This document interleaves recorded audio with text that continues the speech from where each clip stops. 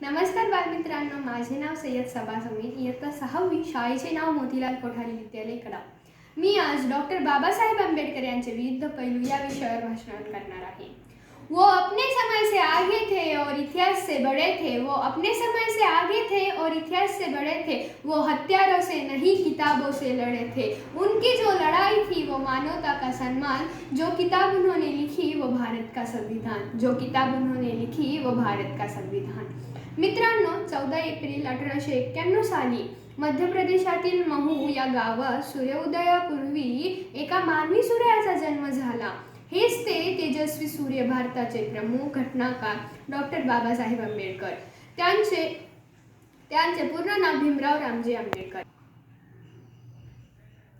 इरादा होता लढण्याचा, समानतेने जगण्याचा, शिक्षणाची धरून कास एक सूर्य आला उदयास। इरादा होता लढण्याचा, समानतेने जगण्याचा, शिक्षणाची धरून कास एक सूर्य आला उदयास।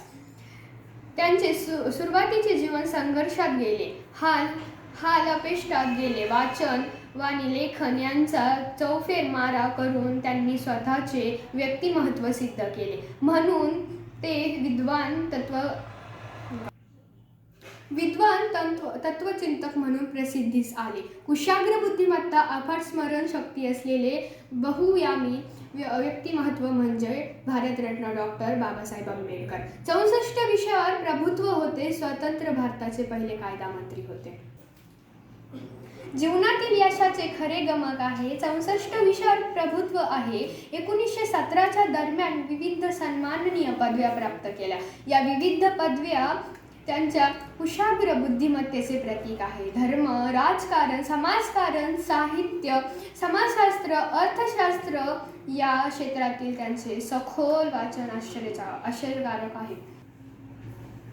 आकाशातील ग्रह तारे जर माझे भविष्य ठरवित असतील तर माझा मेंदूचा आणि मनगटाचा काय उपयोग, असे प्रखर व्यक्त करणारे डॉक्टर बाबासाहेब आंबेडकर अभ्यासू व्यक्तिमत्व होते।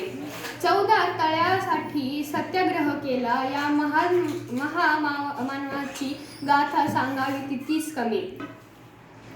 अंधारच होता नशिबी ज्यांच्या, त्यांना प्रकाशाचं दान दिले। तुमचे मानावे तितकेच उपकार साहेब, तुम्ही संविधान लिहिले। तुमचे मानावे तितकेच उपकार साहेब, तुम्ही संविधान लिहिले।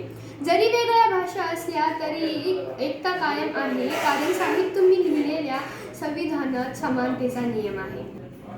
भारतरत्न डॉक्टर बाबासाहेब आंबेडकर यांना अभिवादन करून मी माझे भाषण संपवते।